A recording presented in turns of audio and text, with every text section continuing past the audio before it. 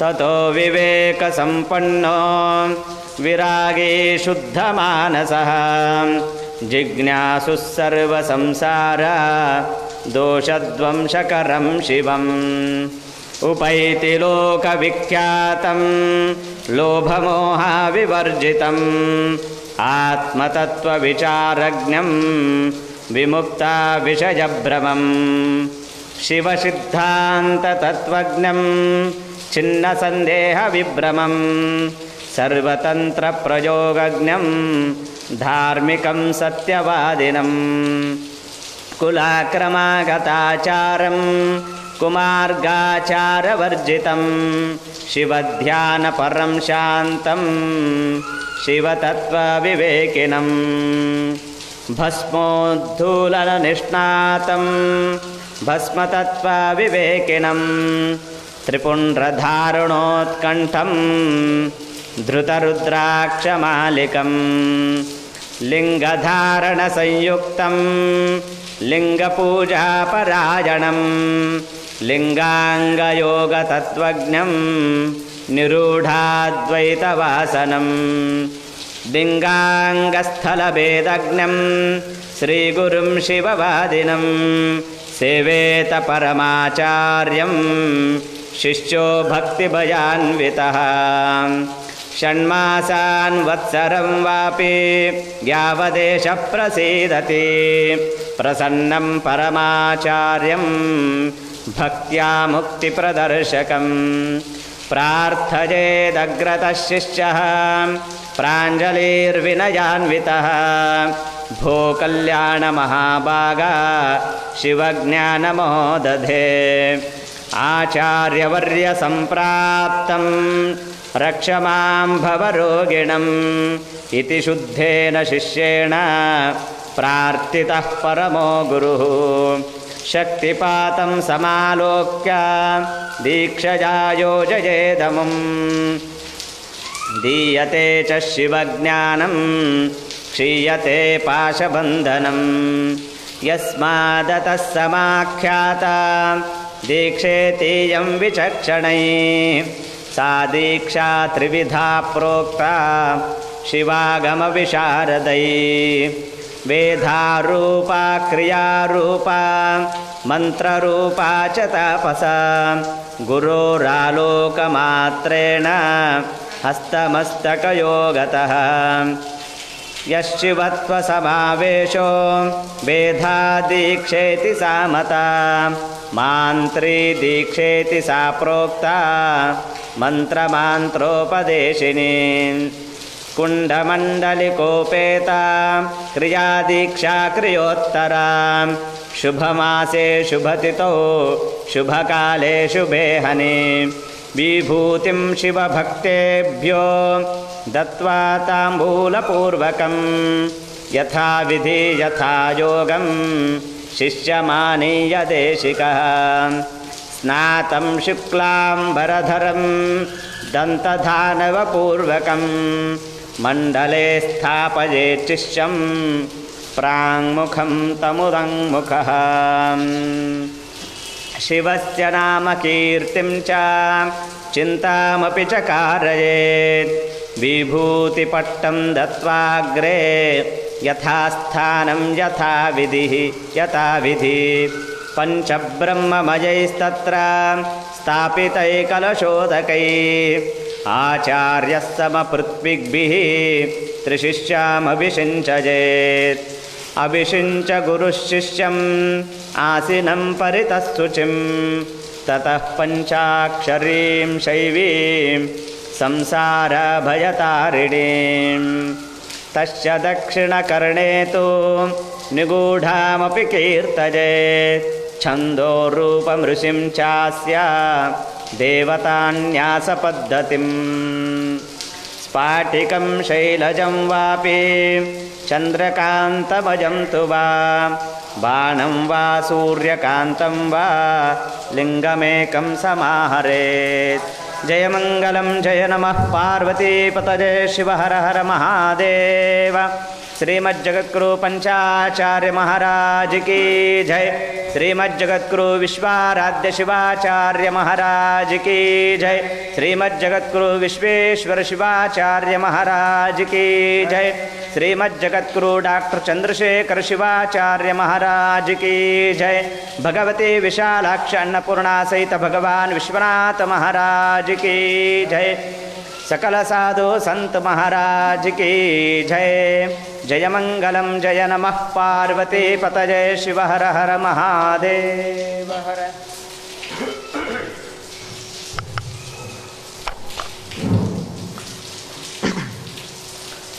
श्री गणेश शारदा गुरुभ्यो नमः। हरः ओम्। पंचानन मुखोद्भूतान् पंचाक्षरमनोपमान् पंचसूत्रकृतो वन्दे पंचाचार्यान् जगद्गुरून्। विश्वेशलिङ्गसम्भूतं विश्वविद्याविभूतकम् विश्ववन्द्यं सदा वन्दे विश्वाराध्यं जगद्गुरुं। गुरुर्ब्रह्मा गुरुर्विष्णुः गुरुर्देवो महेश्वरः। गुरुः साक्षात् परब्रह्म तस्मै श्रीगुरवे नमः। गुरवे सर्वलोकानां भिषजे भवरोगिणां निधये सर्वविद्यानां दक्षिणामूर्तये नमः। श्रीगुरुभ्यो नमः। हरः ओम्।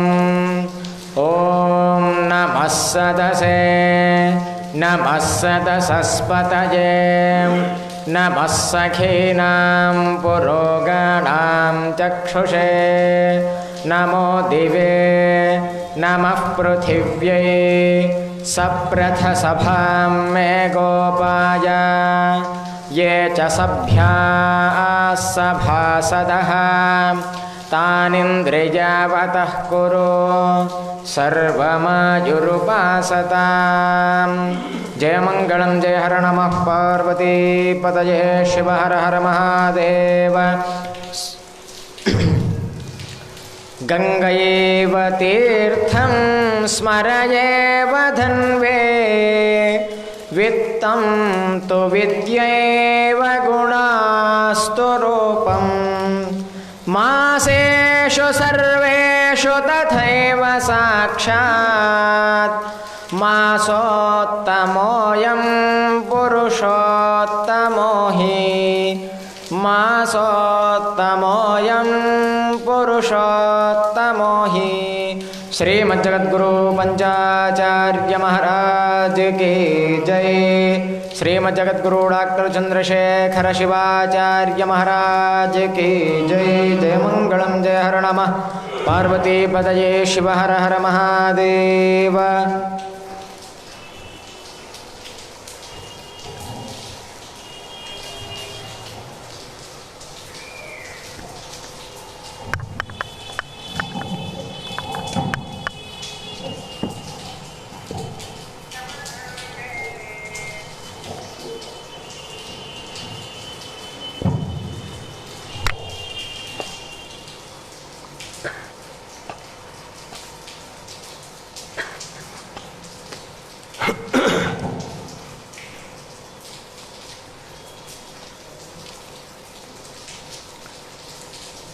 विश्वेशलिङ्गसम्भूतं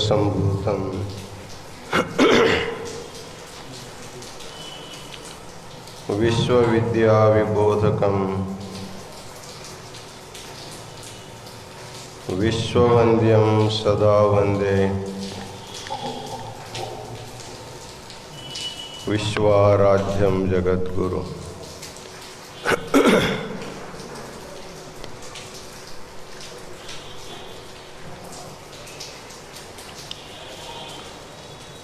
काशी ज्ञान सिंहासन के आदि जगद्गुरु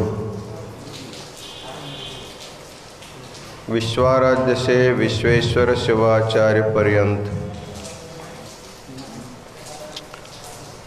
जो गुरु परंपरा हुई है उसे अनेक प्रणिपात समर्पित करते हुए इस पवित्र पुरुषोत्तम मास में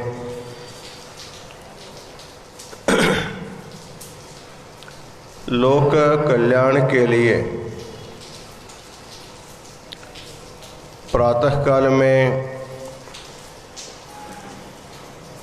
जगद्गुरु विश्वाराध्य लिंगोद्भव मूर्ति का महारुद्राभिषेक, बिल्वार्चना, अन्नदान, संध्याकालीन सत्र में आध्यात्मिक चिंतन का कार्यक्रम निरंतर चल रहा है।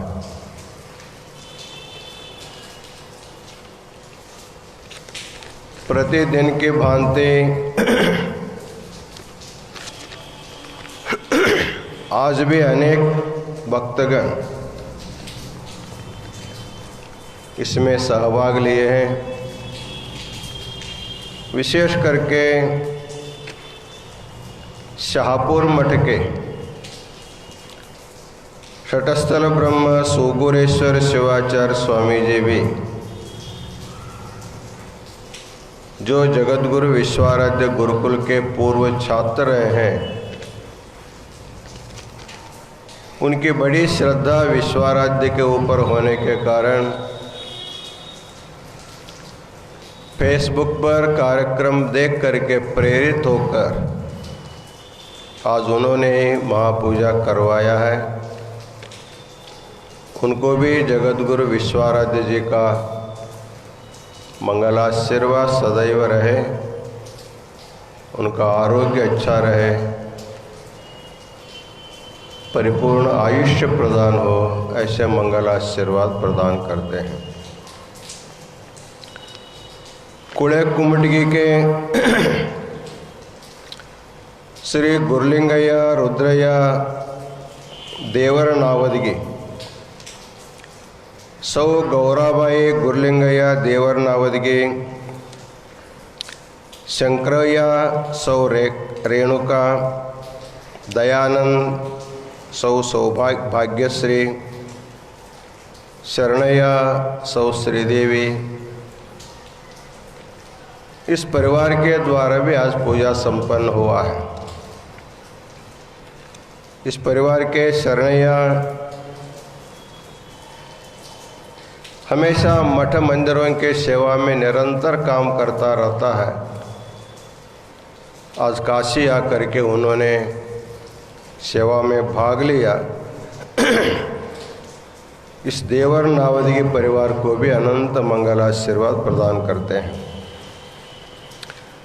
उसे कुड़े कुमटगी के श्री निंगय्या रुद्रय्या देवर नावदगी सौ शारदा निंगय्या देवर नावदगी, इस परिवार को भी अनंत मंगलाशीर्वाद प्रदान करते हैं। देवर गांव के श्रीमती नीलम्मा सालीमठ, श्री महेश सालीमठ, सौवेदा महेश सालीमठ, चिरंजीव ओंकार, इस परिवार को भी अनंत मंगलाशीर्वाद प्रदान करते हैं। पुणे नगर के श्री विश्वनाथ यस हिरेमठ, सौ नीलांबिका विश्वनाथ हिरेमठ, चिरंजीवी शिरीष, सौ रूपा, चिरंजीव वेद, कुमारी किमेया, इस हिरेमठ परिवार को भी अनंत मंगलाशीर्वाद प्रदान करते हैं। इसमें विश्वनाथ हिरेमठ पुणे नगर में जो हमारा विश्वाराध्य एजुकेशन सोसाइटी का Kashi Vishweshwar English medium school चलता है, उसके सेक्रेटरी होकर के निष्प्रभ भाव से कई वर्षों से सेवा कर रहे हैं। उनके धर्मपत्नी नीलांबिका हिरेमठ का आज जन्मदिन होने के कारण विश्वनाथ हिरेमठ परिवार को अनंत मंगलाशीर्वाद प्रदान करते हैं। पुणे नगर के श्री यशवंत बालगांव, सौ प्रभावती, चिरंजीवी आनंद, अभिषेक, अरुण, इस बालगांव परिवार को भी अनंत मंगल आशीर्वाद प्रदान करते हैं। उसी पुणे नगर के श्री प्रभुलिंग राचप्पा कल्याण शेट्टी, सौ स्वाति प्रभुलिंग कल्याण शेट्टी, कुमारी अमूल्या, इस कल्याण शेट्टी परिवार इससे पहले भी पूजा किया था, आज फिर किया है, उनको अनंत मंगल आशीर्वाद। तासगांव के श्री मनोज कुमार विरूपाक्ष खेराड़कर, सौ मधुमती मनोज खेराड़कर, सौ मयूरी विराज पाटिल और संपूर्ण खेराड़कर परिवार को अनंत मंगल आशीर्वाद। विशेष करके आज श्री मनोज कुमार खेराड़कर का 51वां जन्म दिनोत्सव होने के कारण उनको आयुर आरोग्य की परिवार को मंगल आशीर्वाद प्रदान हम करते हैं।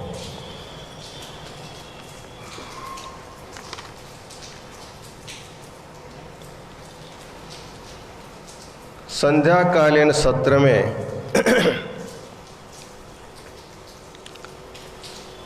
लिंगाचार का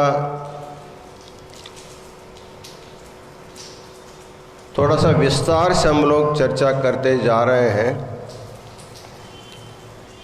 मुख्य रूप से प्रत्येक व्यक्ति को अपने इष्ट पर नितांत भक्ति की आवश्यकता होती है। इस संसार में सबके लिए एक सुलभ मार्ग भक्ति ही है।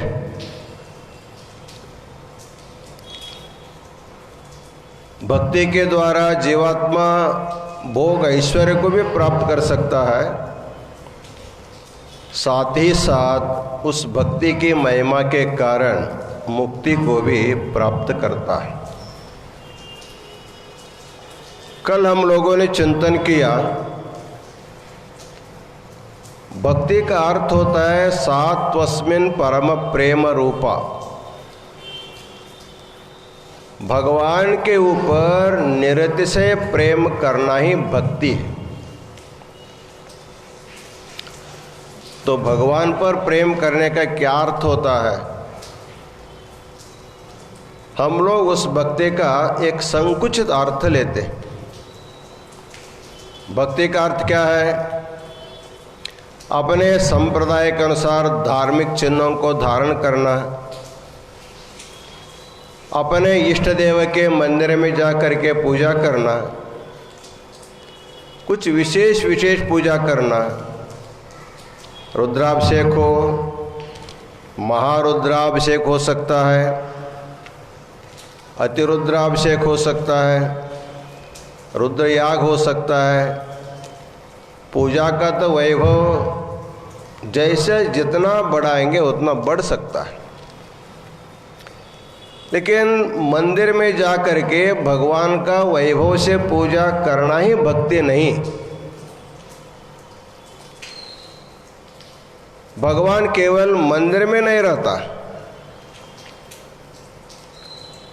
भगवान अनु रेणु तृण काष्ठ में सब तरफ व्याप्त है। इसलिए सिद्धांत शिखामणि में भगवान के 3 रूप बताया गया। भोक्ता भोज्यम प्रेरयिता वस्तुत्रयमिदं स्मृतम अखंडे ब्रह्म चैतन्य कल्पितम गुणभेदतः। अखंड ब्रह्म चैतन्य जो परब्रह्म परमात्मा है, वही अपने लीला के कारण 3 रूपों में विभक्त हुआ, 3 स्वरूप उन्होंने धारण किया।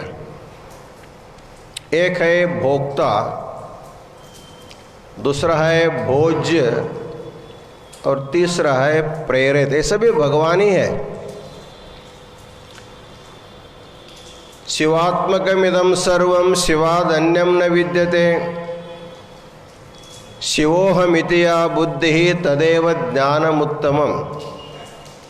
इस श्लोक में पीछे आप लोग सुने हैं, ये सारी सृष्टि शिव स्वरूप ही है, शिव के सिवाय कुछ भी नहीं है। इसलिए जितने भी जीव जंतु वो शिव ही है, शिव का अंश है। और जिसको हम लोग जड़ बोलते हैं वो भोग्य पदार्थ, वो भी परमात्मा ही है। और सबका प्रेरक रूप में भगवान शिव सब में बैठा हुआ है। तो हमको भगवान पर भक्ति करनी है, अर्थात भगवान पर हमको प्रेम करना है। तो उन तीनों रूपों के ऊपर प्रेम करना पड़ेगा, तभी आपकी भक्ति पूरी हो सकती है। प्रायः जितने जीव जंतु है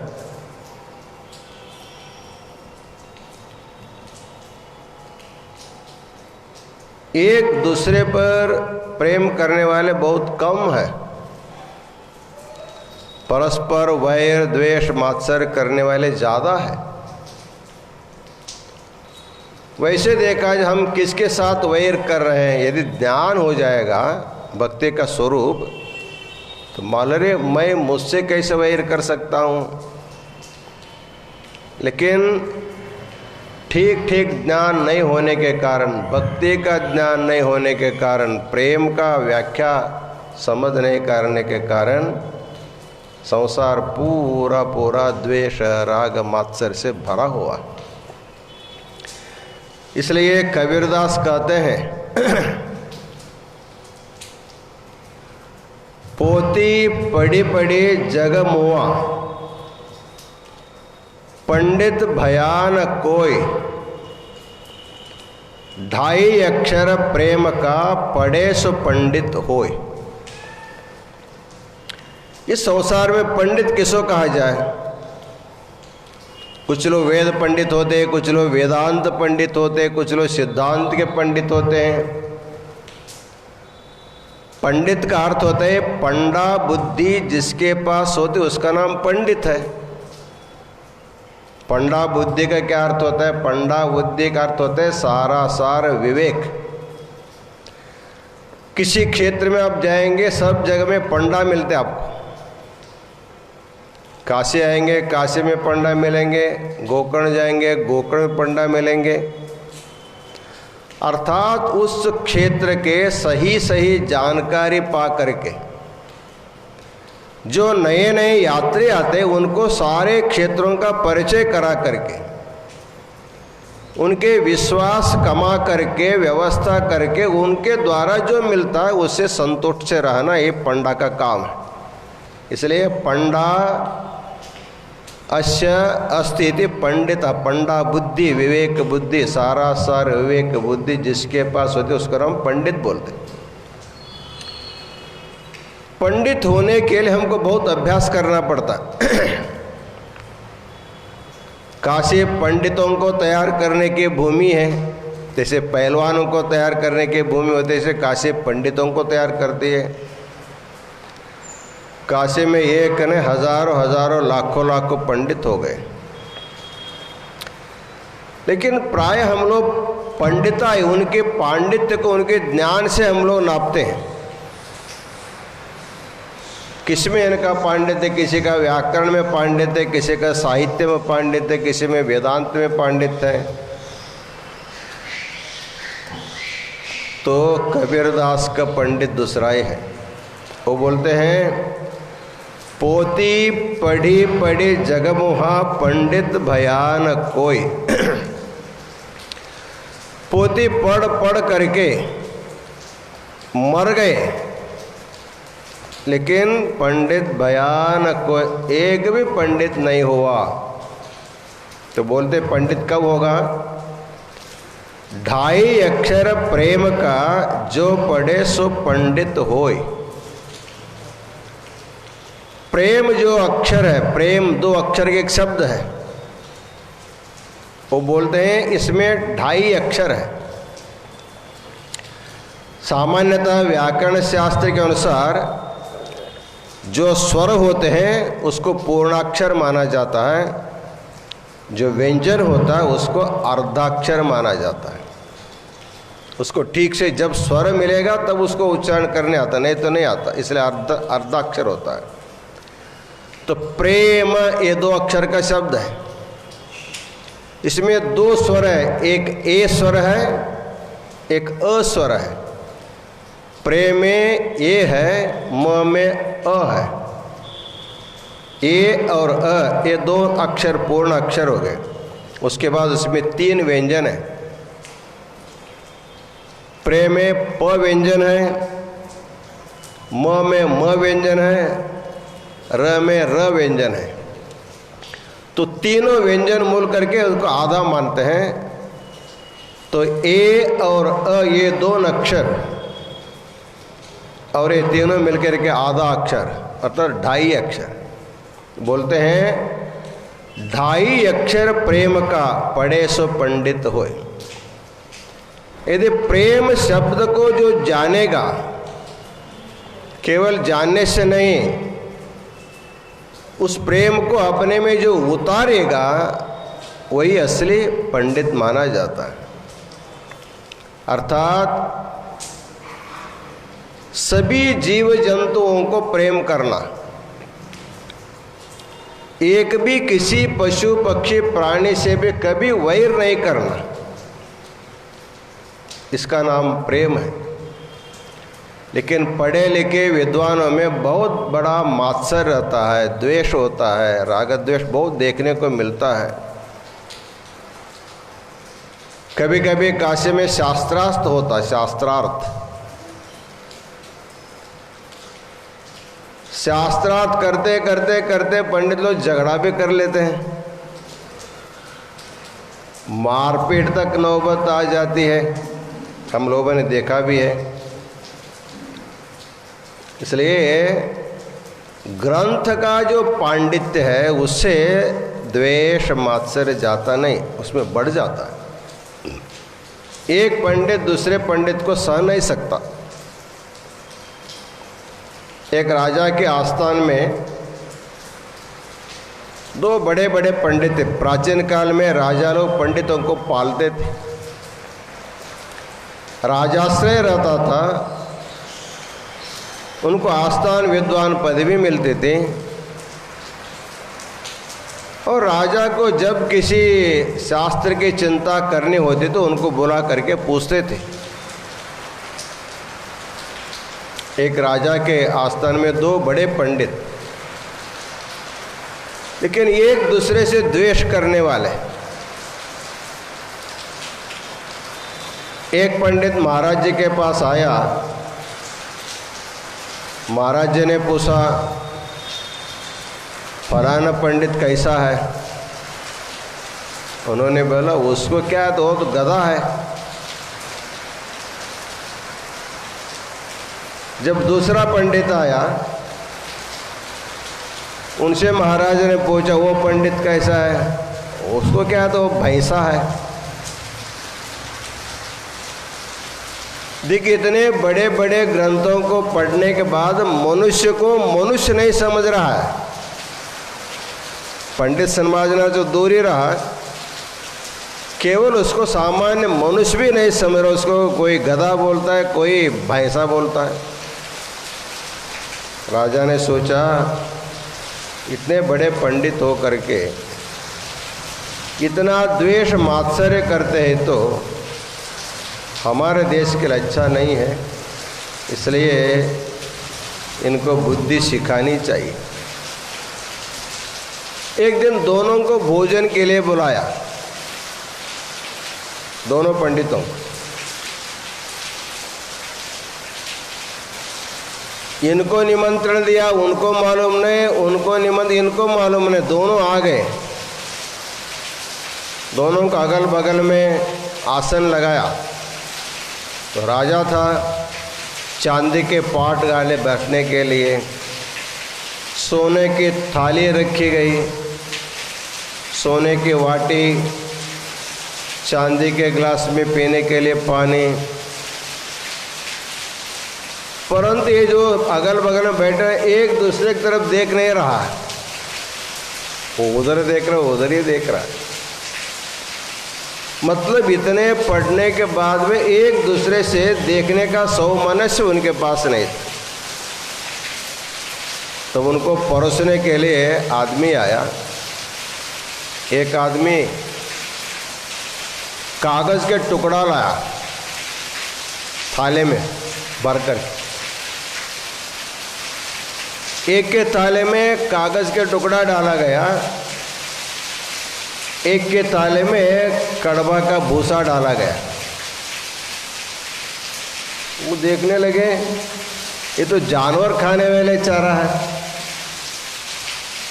हमको खाने के लिए बुलाया, चांदी का पाट डाला, सोने के थाली रखा, लेकिन खाने के लिए कागज़ का टुकड़ा और कड़वा का भूसा।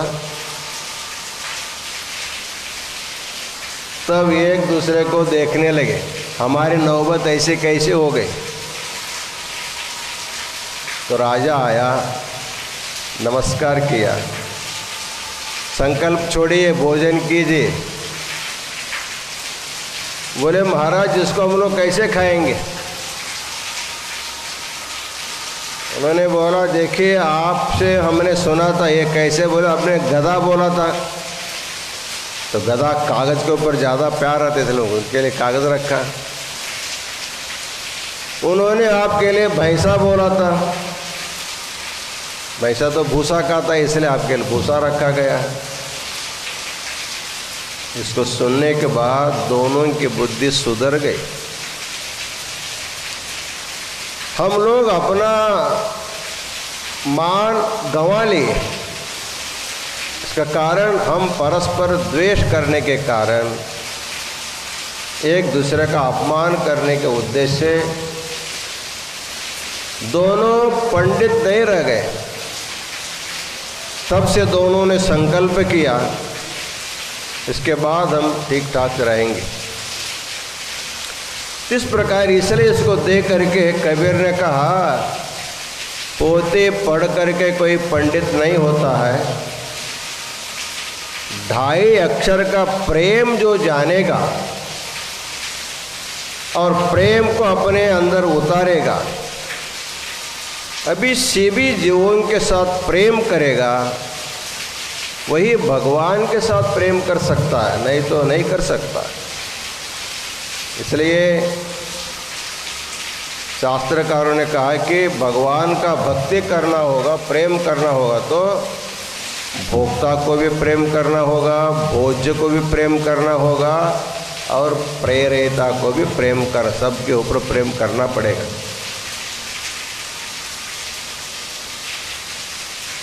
सामान्यतः हम लोग देखते हैं संसार में ये जो परस्पर वैर क्यों बनता है, एक व्यक्ति दूसरे व्यक्ति के साथ विरोधी क्यों बनता है। शास्त्र में चिंतन किया गया, वैरम पंच समुत्थानम मुनिभिः परिकीर्तितम स्त्रीकृतं वास्तुजं वाग्ज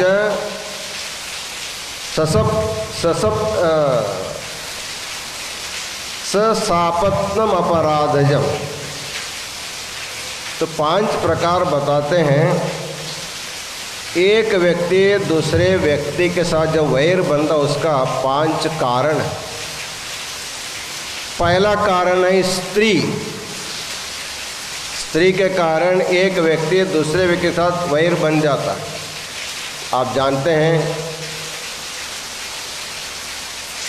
प्राचीन जमाने में सुंद उपसुंद नामक 2 राक्षस थे। दोनों भाई सगे भाई, एक दूसरे पर इतना प्रेम करने वाले। जब दोनों ने तपश्चर्या करके ब्रह्मा जी से वर मांगा था, हमारी मृत्यु नहीं होनी चाहिए, ब्रह्म ने कहा अमरत्व का वरदान किसी को दिया नहीं सकता है, इसलिए तुम बोलो तुम कैसे मरना चाहते हो, इतना बोलो। उन लोगों ने बोला हम यह संसार में किसी से भी नहीं मर पाए, लेकिन हम एक दूसरे से मारेंगे तभी हम दोनों को मरना चाहिए। उन लोगों ने सोचा हम तो परस्पर इतना प्यार करते हैं, कभी भी हमारे दोनों में झगड़ा हो ही नहीं सकता, हम दोनों अमर रहेंगे। लेकिन भगवान विष्णु ने सोचा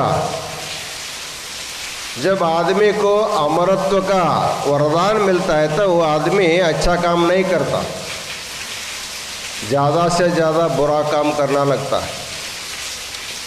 तो सुंद और उपसुंदों का जब बुराई बढ़ने लगे तो भगवान ने एक सुंदर स्त्री का रूप धारण करके आया। सुंद और उपसुंद दोनों बैठे, दूर से आ रही स्त्री को दोनों ने देखा, दोनों के मन में कामना जग गई। सुंद ने कहा इसके साथ मैं ही शादी करूंगा। उपसुंद ने कहा नहीं, मैं देखा हूं पहले, मैं शादी करूंगा। इसी कारण दोनों में द्वेष बढ़ गया। जब वो स्त्री नजदीक आई, दोनों ने बोला हम दोनों तुम्हारे ऊपर प्यार करते हैं, इसे तुम दोनों के साथ शादी कर लो। उन्होंने वो देवी ने बोला मैं केवल एक के साथ शादी करूंगी,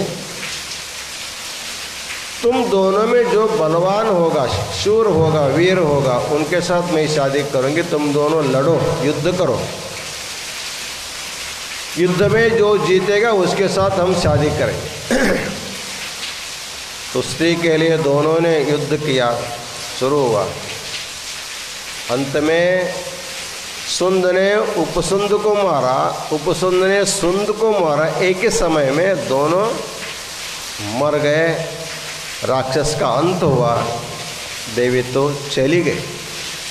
अर्थात अत्यंत प्रेमाणु व्यक्तियों के बीच में यदि वैर होता है तो उसका एक कारण होता है, एक स्त्री से कारण भी होता है। ऐसे संसार में बहुत आप लोगों को देखने को मिलता। दूसरा कारण है वास्तुजम, वैरम, अर्थात भूमि सीमी के लिए झगड़ा होता है। ज़्यादा से ज़्यादा झगड़ा भूमि संबंधी होते हैं। महाभारत का युद्ध उसी के लिए हुआ है। इतना ही नहीं, एक किसान दूसरे किसान के जो बगल में रहता हमेशा उनका झगड़ा ही रहता है। तुम मेरे तरफ आया तो मेरे तरफ आया, झगड़ा करते रहते। इसलिए कभी कभी झगड़ा करने वाले भूमि को हिस्सा करके झगड़ा करने वाले को देख करके भूमि हंसती है। भूम्यो हसन्ति मम भूमि रीति ब्रुवाण, ये मेरा है वो तेरा है, ऐसे झगड़ा करने वालों को देख करके भूमि हंसती है। वो उनकी भी नहीं, मैं तेरी भी नहीं, मैं तो भगवान विष्णु की हूँ। एक दिन तुम दोनों को मैं निगल जाऊंगी। फिर भी हम लोग झगड़ा करते रहते हैं, तो भूमि संबंधी वैर बढ़ता है। ये भूमिजम, वास्तुजम। तीसरा होता है वाग्जम, वाणी का कठोर प्रयोग से भी वैर बन जाता है। इसलिए भगवान ने जो वाणी दिया है उसको बहुत संभाल के हम लोगों को उपयोग करना चाहिए। जितना आपका वाणी मृदु रहेगा उतना आपका स्नेह बढ़ेगा। कठोर शब्द बोलेंगे, आवाज शब्द बोलेंगे तो वैर बढ़ जाता है। इसलिए कहते हैं, मराठी में एक उक्ति है, शब्द हे शस्त्र आहे जपून वापरा। शब्द एक प्रकार का शस्त्र होता है, उसको संभाल के उपयोग करो। बोलते बोलते कुछ बोल दिया, उनके मन को घाव हो गया शरीर का घाव बुझ सकता है, लेकिन मन पर शब्द का घाव कभी बुझ नहीं सकता है। इसलिए वाणी से बहुत बड़ा वैर बढ़ जाता है। इसलिए वाणी को संभाल के रखना चाहिए, बहुत कम बोलना चाहिए और बोलते समय विनम्र हो करके बोलना चाहिए। नहीं तो एक एक व्यक्ति के बोलीचे शब्द से पूरा जग ही जल जाता। एक आदमी को बीड़ी ओढ़ना था, बीड़ी पीना था। एक बीड़ी के दुकान पर आया, बीड़ी खरीदा। बीड़ी दुकान वाले एक चिमना लगा करके रखे रहते उधर, उसको लगा के ओढ़ने के लिए। तो एक आया, बीड़ी लिया और उन्होंने एक माचिस मांगा उनसे। उनके माचिस क्यों चाहिए? अरे तुम तो दीपक तो नहीं रखा इधर, दिया भी नहीं है, मैं कैसे ओढ़ सकता हूँ, मेरे पास दिया सलाई नहीं है। उन्होंने बोला, देखो भैया, मैं यहाँ पर दिया लगा कर इसलिए नहीं रखा हूँ, हमारे नज़दीक में एक आदमी बैठा, उधर देखो, उसके मुंह में रखो, तुम्हारा बीड़ी जल जाएगी। उन्होंने बोला, उनके मुंह में बीड़ी रखने से बीड़ी कैसे जल सकती है? उन्होंने बोला, वो जैसे ही मुंह खुलता है तो गांव के गांव जल जाता है, तुम्हारा बीड़ी जलने की क्या बात है? इसका अर्थ इतना खराब बोलने वाले जगत में हैं, सबका मन खराब कर देते हैं। इसलिए वाग्वाव ज्योति ही, वाणी भगवान ने दिया हुआ एक ज्योति है। अंधकार में आपका आंख दिखाई नहीं देता, लेकिन आप बोलने से उसको सुनाई देता है। इसलिए वाणी एक प्रकार की ज्योति है, उसको जग को प्रकाशित करने के लिए उपयोग करो। झगड़ा लगा करके जलाने का कोशिश मत करना। इसलिए जो वैर होता है, वाणी से भी वैर होता है। उसके बाद चौथा कारण होता है सापत्यजम। सापत्य अर्थ होता है स्वाभाविक वैर, जन्म सिद्ध वैर। जैसे सांप का और नेवला का जन्म सिद्ध वैर है। बिल्ली और मूषक का जन्म सिद्ध वैर है। उनको कारण जन्म जन्मांतर से वैर करते हैं, इसके ये एक प्रकार का भी वैर होता है। और पांचवा वैर अपराधजम वैरम। जब असाध्य अपराध कोई करता है, उसी के कारण भी वैर बन जाता है। रामायण में रावण का और राम का वैर क्यों हुआ? रावण सीता का अपहरण किया, बहुत बड़ा अपराध किया, उसी के कारण वैर इतना बढ़ गया, लंका ध्वस्त हो गई, लंका जल गई, अंत में उनको भी मरना पड़ा। ये जो वैर होता है, वैर व्यक्ति का नाशक है, समाज का नाशक है, देश का नाशक होता है। इसलिए प्रेम जो है ना, वैर को दूर कर देता है, सब में प्रेम भाव ला देता है। इसलिए हर एक व्यक्ति को वैर को दूर करने का काम करना चाहिए, परस्पर द्वेष भाव को दूर करने का काम करना चाहिए। वीरशैव शब्द का एक अर्थ होता है विरोध रहितम शैवम वीरशैवम विदुर्बुधाः। हमारे शताब्दी महोत्सव में प्रधानमंत्री जी ने इसके ऊपर बहुत सुंदर बोला था। हमारे ख्याल से वीरशैव धर्म के बारे में बहुत से लोगों ने व्याख्या किया होगा, लेकिन 5-10 मिनट के लिए प्रधानमंत्री नरेंद्र मोदी जी ने जो व्याख्या किया वो आज तक हमारे कान में गूंजता है। केवल हमारे कान में नहीं, पूरे दुनिया के लोगों के कान में गूंजता है। उन्होंने संस्कृत का प्रयोग किया, विरोध रहितम शैवम वीरशैवम विदुर्बुधाः। हिंदी में उन्होंने कहा कि समाज के धर्म गुरुओं ने समाज में रहने वाले वैर को, विकारों को दूर करने का काम किया, उसका नेतृत्व भी किया, ऐसे उन्होंने व्याख्या किया है। इसलिए धर्म होगा तो ऐसे होना चाहिए, व्यक्ति व्यक्ति में रहने वाले द्वेष को, वैर को, मात्सर्य को दूर करके सब में सामरस्य लाने का काम करना चाहिए।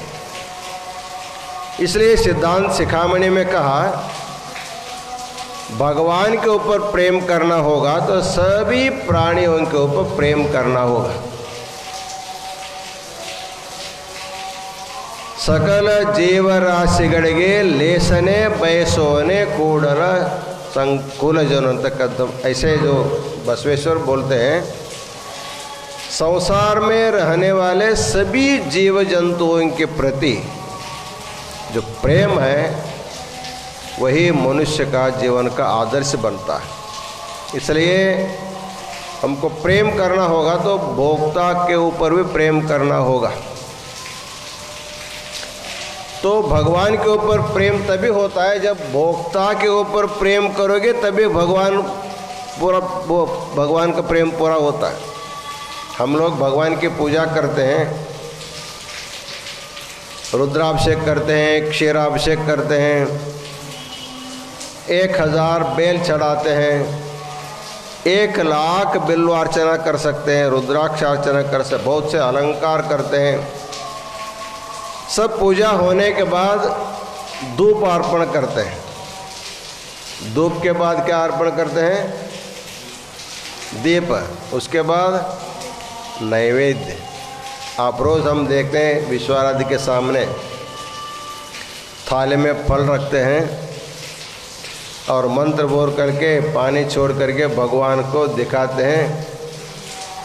बाद में फल लोग आप ही लोग खाते हैं या किसी को बांट देते हैं। इतने दिन हुआ भगवान की अर्चा होते हुए, एक दिन तो भगवान फल खाया है क्या? फल नहीं खाया।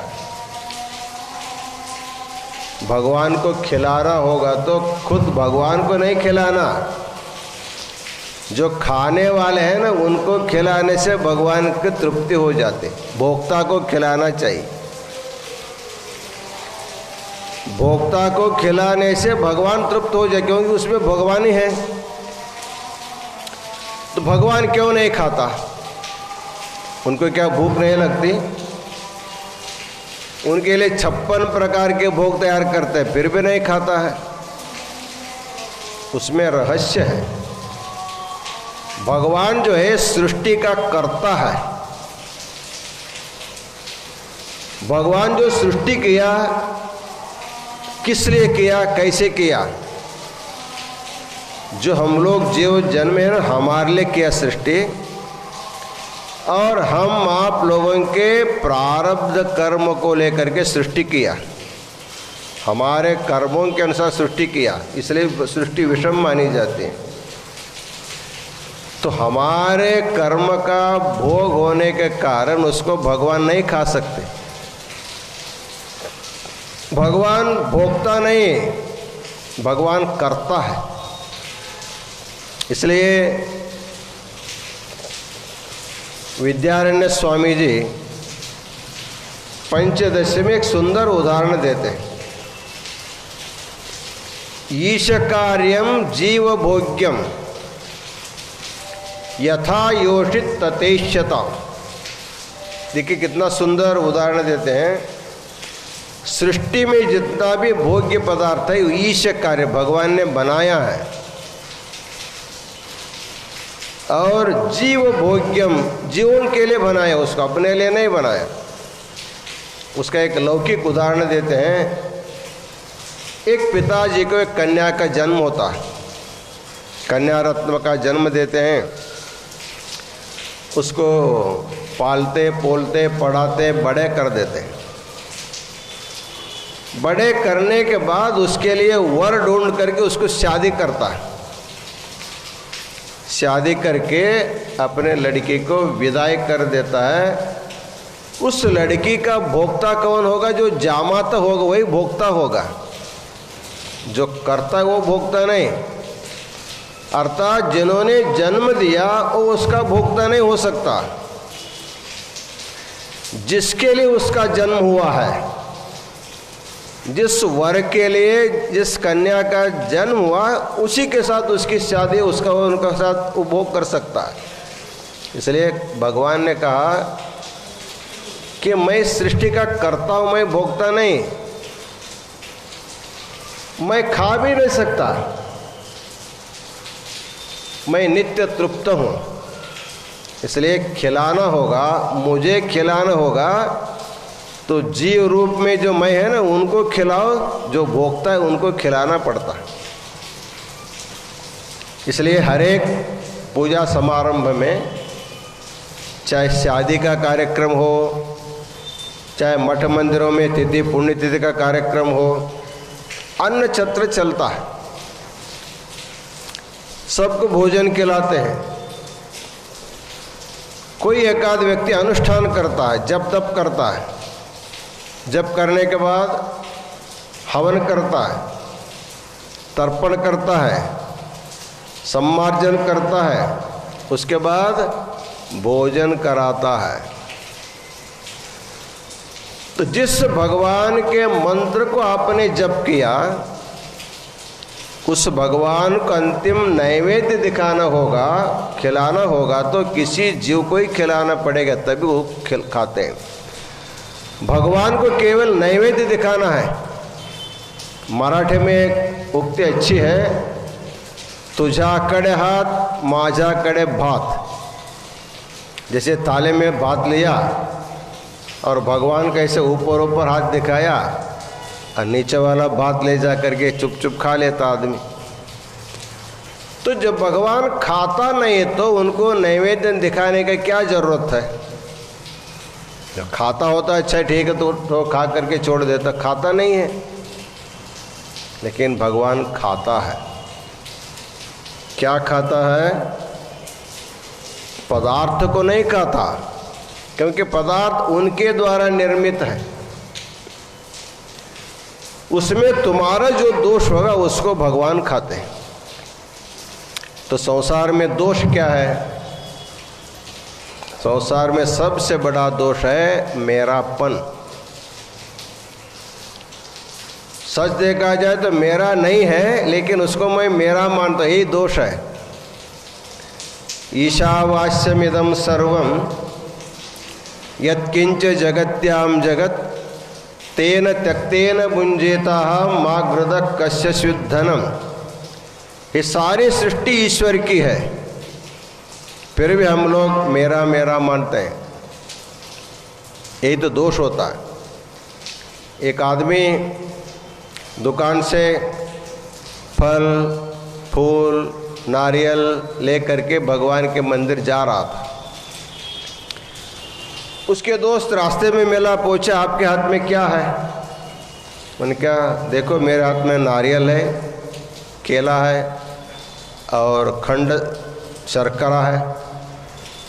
फिर उसको ले करके मंदिर गया, विश्वनाथ मंदिर गया, पूजा किया, नारियल फोड़ा, भगवान को नैवेद्य दिखाया।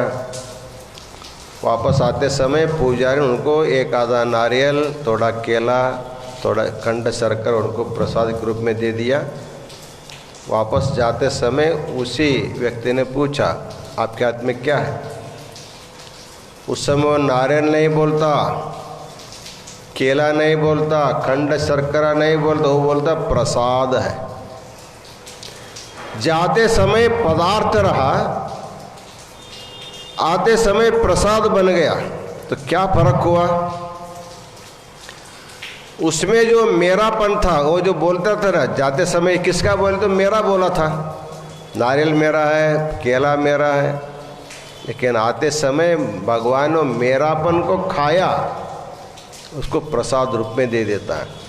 इसलिए भगवान नहीं खाता है, फिर भी भगवान को नैवेद्य दिखाने का उद्देश्य इतना है, उसमें रहने वाले जो ममकार रूपी दोष है उसको दूर करने के लिए। इसलिए सिद्धांत शिखामणि में कहा जाता है, नान्न तोय समम दानम न चा हिंसा परम तपः तस्माद् माहेश्वरो नित्यम अन्न तोय प्रदो भवेत्। एक शिव भक्त को शिव पूजा करने वाला कोई भक्त या किसी देव की भक्ति करने वाला कोई भक्त होगा, अपने भगवान को भोग लगाने के लिए किसी जीव को खिलाना पड़ता। तुम अपने भगवान को भोग लगाना होगा तो खुद खाता नहीं है, क्योंकि वो करता है, भोगता नहीं, इसलिए वो खाता नहीं है। तो किसी न किसी भूखे हुए व्यक्ति को भोजन खिलाना चाहिए। इसलिए हमारे भारतीय संस्कृति में अतिथि देवो भव, घर में भोजन तैयार होने के बाद घर का मालिक, घर के लोग तुरंत खाना नहीं चाहिए। जो व्यक्ति घर में अपने लिए पका करके अपना खुद खाता है, वह व्यक्ति अन्न नहीं खाता, पाप ही खाता है, नरक में जाता है। इसलिए हमेशा तेन त्यक्तेन भुंजीता, कुछ त्याग करके किसी न किसी को खिला करके खाओ। इसलिए गाय को खिलाओ या किसी प्राणी को खिलाओ या किसी भूखे हुए व्यक्ति को खिलाओ। भोजन तैयार होने के बाद अतिथि का राह देखने को बोला है। अतिथि का मतलब होता है तिथि विधि का निश्चय कब आता क्या मालूम नहीं है।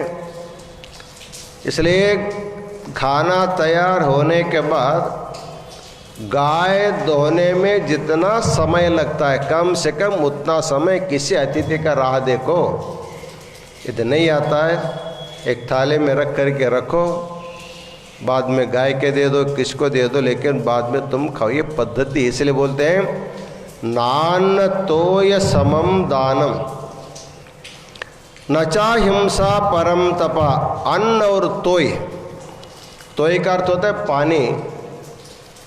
अन्नदान और पानी दान से बढ़कर दान दूसरा नहीं। नान्न तोय समम दानम, क्यों इसको इतना महत्व दिया? इसलिए महत्व दिया जैसे सुवर्ण दान है, भूदान है, गोदान है और बहुत सारे दान है। सब दानों में अन्नदान क्यों श्रेष्ठ है?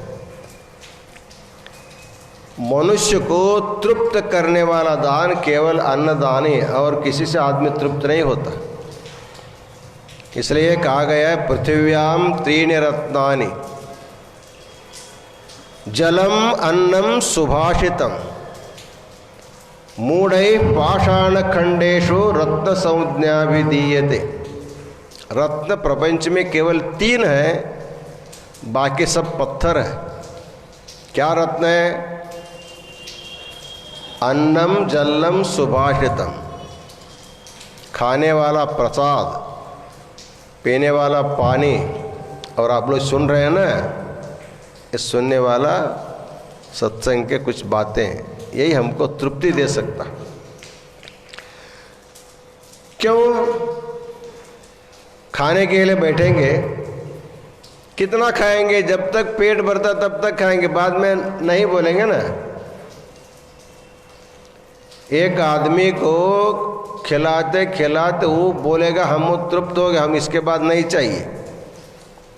लेकिन किसी आदमी को 10 रुपये दान दो, 100 रुपये दान दो, लाख रुपये दे दो, करोड़ रुपए दे दो, कोई वही बस बोलता है क्या? अरे वो मिलता है तो देखा जाए और मिलेगा तो देखा जाए। तो खाने के लिए आदमी तृप्त हो जाता है और पदार्थ तृप्त क्यों नहीं होता है? पानी पी करके तृप्त होता है, किसी दूसरे पदार्थ तृप्त क्यों नहीं होता है? उसका एक रहस्य है। खाने से खाना अंदर चला जाता है, पेट में जो खा लीजिए उसको भर देता है। पानी पीते हैं तो पानी भी अंदर चला जाता है, अंदर का स्थान भर देता है। लेकिन पैसा अंदर नहीं जाता, बाहर ही रहता, बाहर रहेगा तो आप अंदर जाएगा तो तृप्ति कैसे होगा? इसलिए खाया हुआ अन्न अंदर प्रवेश होता है, पिया हुआ जल अंदर प्रवेश होकर के तृप्ति प्रदान करता है। और आप लोग सुन रहे हैं, नियम है 1 घंटा सुनने का, आप समाप्त होने वाला है। ये थोड़ा 10 मिनट आगे जाएगा, अरे महाराज जी क्यों समाप्त नहीं कर रहे हैं? मतलब घंटा 2 घंटा 3 घंटा सुनेंगे, बाद में बोलेंगे महाराज जी आज के लिए बस कीजिए, क्योंकि सुनते सुनते मन भी तृप्त हो जाता है। सत्संग में श्रवण कर से मन की तृप्ति होती है, खान पान से पेट की तृप्ति हो जाती है। इसके सिवाय संसार का कितने ही पदार्थ किसी को भी देने से भी किसी को तृप्ति नहीं होती। इसलिए बोला नान्न तोय समम दानम। इसलिए क्या करना होगा? बोलते हैं तस्मात् माहेश्वरो नित्यम अन्न तोय प्रदो भवेत्। इसलिए प्रत्येक व्यक्ति को रोज कुछ न कुछ अन्नदान पानीदान अवश्य देना चाहिए। बिना दान के खाना नहीं चाहिए, बिना पानी पिए पानी भी पीना नहीं चाहिए। तभी आपको पानी पीने के लिए अन्न खाने के लिए हकदार हो जाते हैं। इसलिए ये जो पुरुषोत्तम मास है, इस पुरुषोत्तम मास में अन्नदान का बहुत बड़ा महत्व है। अन्नदान तो करते ही करते हैं, साथ ही साथ इस पुरुषोत्तम मास में 33 खाद्य पदार्थों को दान देने का बताया गया है। 33 पदार्थों का। 33 क्यों? 33 इसलिए है, हमारे हिंदू संस्कृति में 33 करोड़ देवी देवता है। 33 करोड़ देवी देवता है। वैसे तो दान देना होगा एक एक देव के लिए एक एक पदार्थ।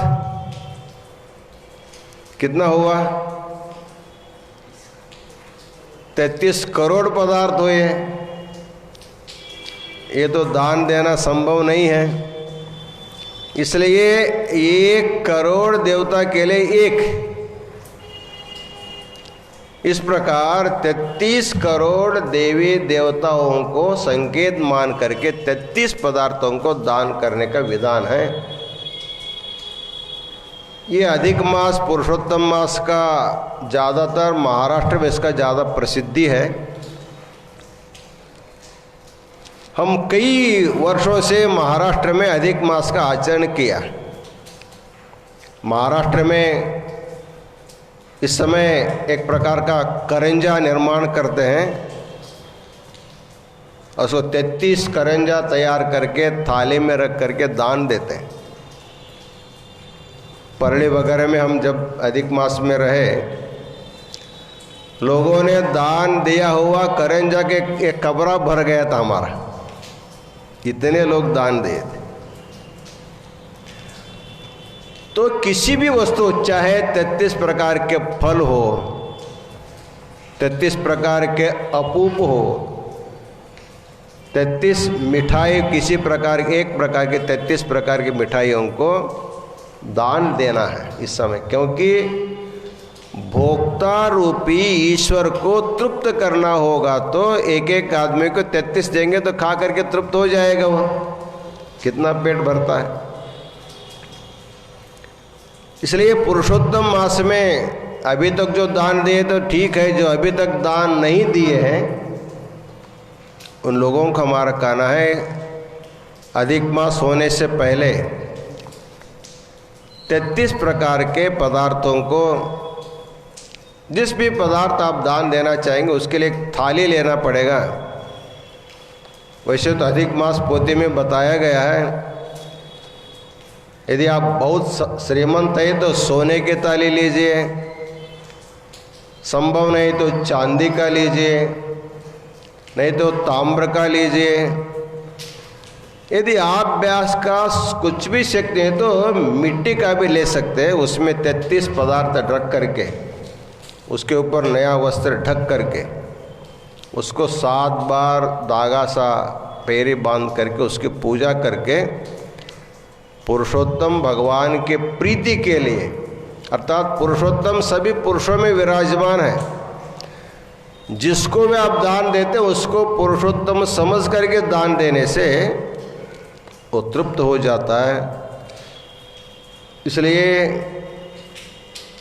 ईश्वर के ऊपर प्रेम करने का अर्थ होता है भोक्ता के ऊपर भी प्रेम करो, भोज्य के ऊपर भी प्रेम करो और प्रेरिता के ऊपर भी प्रेम करना होगा, तभी पूर्ण ईश्वर की भक्ति हो जाती है। तो इस भक्ति का और भी विस्तार हमको फिर कल देखेंगे। तो भक्ति का अर्थ होता है प्रेम।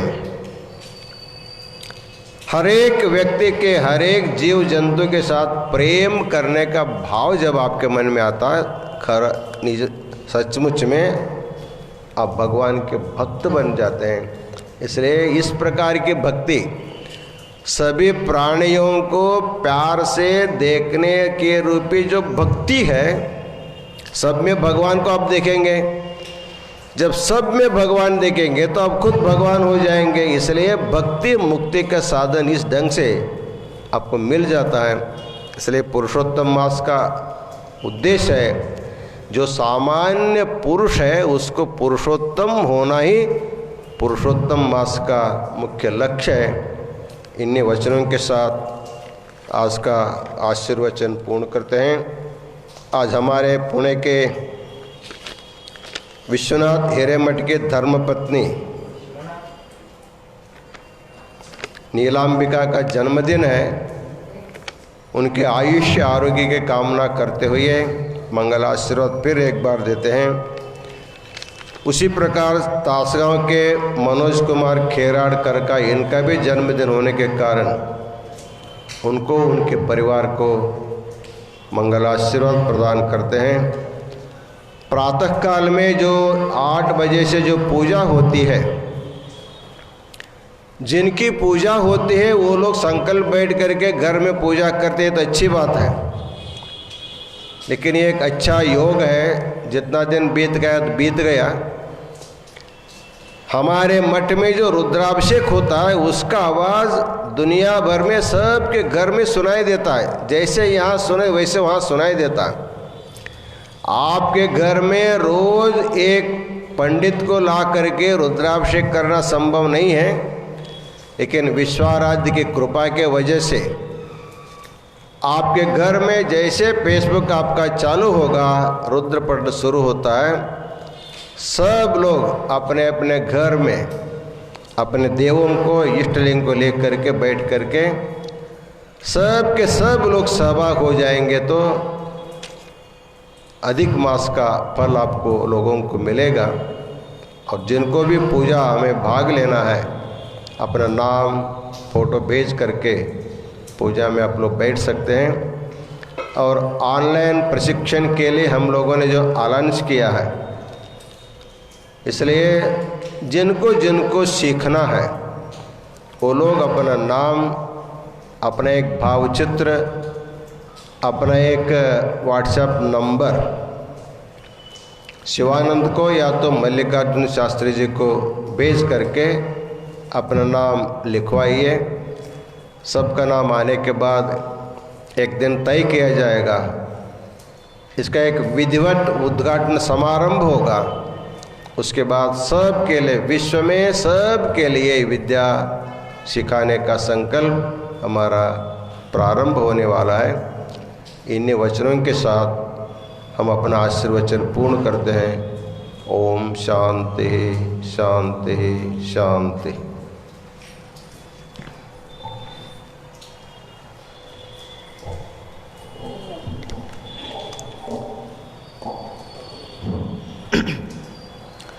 जय मंगलम जय हर नमः पार्वतीपतये शिव हर हर हर महादेव। श्री विश्वाराध्याय मंगलम शिव विश्वैकपालाय मंगलम। श्री विश्वाराध्याय मंगलम शिव विश्वैकपालाय मंगलम। विश्वेशजाताय विश्वादिबीजाय श्री विश्ववन्द्याय मंगलम शिव विश्वैकपालाय मंगलम। चरवृन्दवन्द्याय मंगलम वरचरनीतिबोधाय मंगलम। गुरुरूपधाराय गुरुराजिराजाय परिपूतदेहाय मंगलम शिव विश्वैकपालाय मंगलम। भवमूलभङ्गाय मंगलम शिव शिवलिङ्गसङ्गाय मंगलम। भवमाङ्गलाङ्गाय शिवपिङ्गचूडाय कवितुङ्गसेव्याय मंगलम शिव विश्वैकपालाय मंगलम। काशीपुरेशाय मंगलम कविकाशीनाथेशाय मंगलम। क्लेशापहाराय पाशप्रमोचाय श्रेषाधिमान्याय मंगलम शिव विश्वैकपालाय मंगलम। श्री विश्वाराध्याय मंगलम शिव विश्वैकपालाय मंगलम। शिव विश्वैकपालाय मंगलम शिव विश्वैकपालाय मंगलम। आनन्दमानन्दकरं प्रसन्नं ज्ञानस्वरूपं निजबोधरूपं योगेन्द्रमेढ्यं भवरोगवैद्यं श्रीमद्गुरुं नित्यमहं नमामि। श्रीमद्गुरुं नित्यमहं नमामि। विश्वेशलिङ्गसम्भूतं विश्वविद्याविबोधकं विश्ववन्द्यं सदा वन्दे विश्वाराध्यं जगद्गुरुं। विश्वाराध्यं जगद्गुरुं। जय मंगलम जय हर नमः पार्वतीपतये शिव हर हर महादेव। श्रीमज्जगद्गुरु पंचाचार्य महाराज की जय। काशी विशालाक्षी अन्नपूर्णा समेत विश्वनाथ भगवान की जय। जगद्गुरु विश्वाराध्य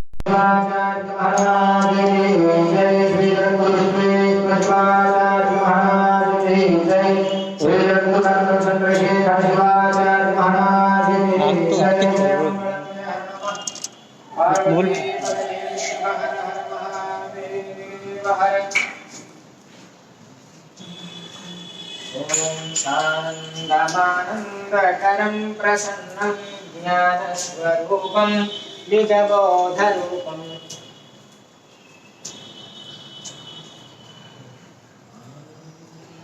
श्री विश्वनाथ महास्वामिने नमो नमः। कर्पूर महामंगलम् वीराजनदीपुण्यविषयावलीराजनान्तरं समर्पयामि नमस्करोमि।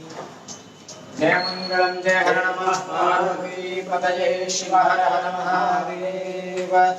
हर ओम सहस्रशीर्षा पुरुषः सहस्राक्षः सहस्रपात् शुभं विश्वतो वृत्वा